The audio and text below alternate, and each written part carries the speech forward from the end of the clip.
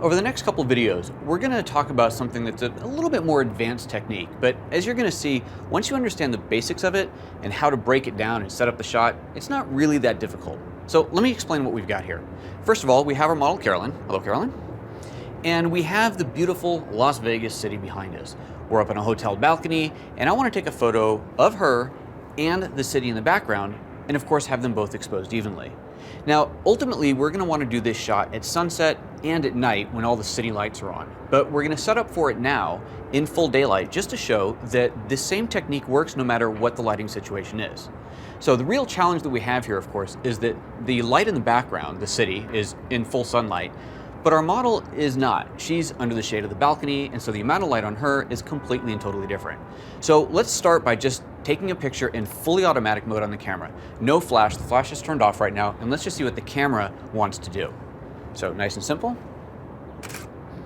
As we can see, the image of Carolyn is not great here. The exposure on her, what the camera has done is essentially split the difference, and the exposure on her is okay, but it's a little bit dark, and the background is completely blown out. So this obviously is not going to work. So now let's try introducing a flash, and once again I'm going to go fully automatic here. So let's go ahead and turn the flash on. The flash is in TTL mode, the camera is still in program mode, and let's just take another picture. There we go. So now the camera's done a pretty decent job. The exposure on our model is good, but the background is still a little bit brighter than I would like it to be. And the other problem that I have here is that the background is quite out of focus. Now, clearly we have a huge difference in distance between our model and the background. And I may not be able to get everything perfectly in focus, but I think I can do better than this. So I'm gonna take it out of automatic mode and go largely into a manual mode here and get the shot set up the way that I want to. So now how do you go about doing that? Well, in college, one of my favorite professors told me something that stuck with me forever. And it's simply this: no matter how complicated the scene is, if you just break it down step by step or layer by layer, you can figure it out quite easily. And that's all I have to do here is break this scene down. So what have I got here? Well, all I have is two layers. I have a background and a foreground. They're both two totally separate photos, but I'm not going to take two photos and combine them in Photoshop. I'm going to do it all in camera.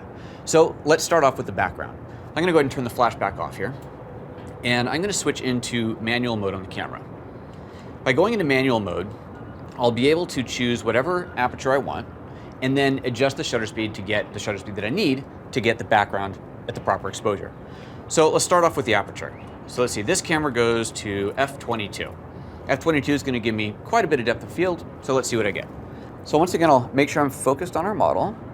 Looks good. And again, we're at f/22, and I need to choose an exposure. Well, let's shutter speed, so let's go ahead and just dial something in.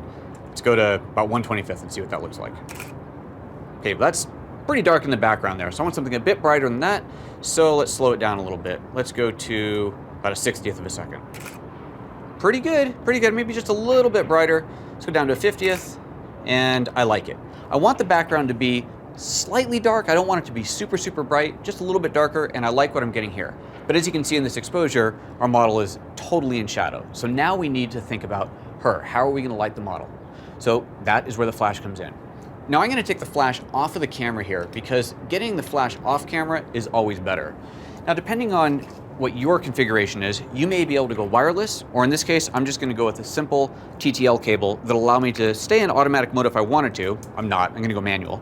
But it'll allow me to get the flash off of the camera, put it wherever I want. So let's get this on here. Turn the flash on, and I'm going to switch the flash into manual mode. Now I kind of have an idea of where I need to set this, but let's just take it all the way down, the manual control, all the way down to the lowest setting, which on this flash is 128th power, 1/128. And let's just see what happens. So I'm going to go ahead and take the same picture, put the flash off to the side a bit, and let's see what we get. It makes almost no difference at all, so I'm going to need to bring this up a bit. All right, let's go ahead and crank this up. Let's take it up to about 16th. Let's see how that looks. We're getting closer. So now we can see our model's face. Still not enough light, so let's bring up the power a bit more.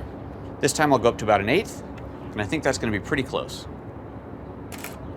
Definitely better. I want to go just a little bit more, and then I think we're going to have the shot that we want. Let's bring it up to, let's try 1/8 and 2/3. Perfect. By getting the flash off the camera, I don't have a funny shadow under her chin, so this looks great. The exposure on her face is perfect. The background is a little bit darker than what would be considered normal, but that's exactly what I wanted. And that's the beauty of this setup. If you want the background to be a little bit brighter, a little bit darker, you can control that. Just change the shutter speed. The shutter speed has no impact on the flash.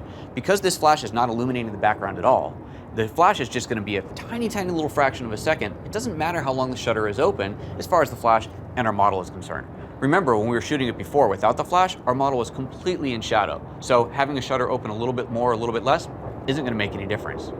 So now that we know how to apply this in this type of a setting, you can take the exact same knowledge and apply it to any other type of environment. And that's what we're going to do. In a little while, we're going to go ahead and try this again with the city bathed in the orange sunset light, and then again later on when it's totally dark out and all we have are the city lights to illuminate the background.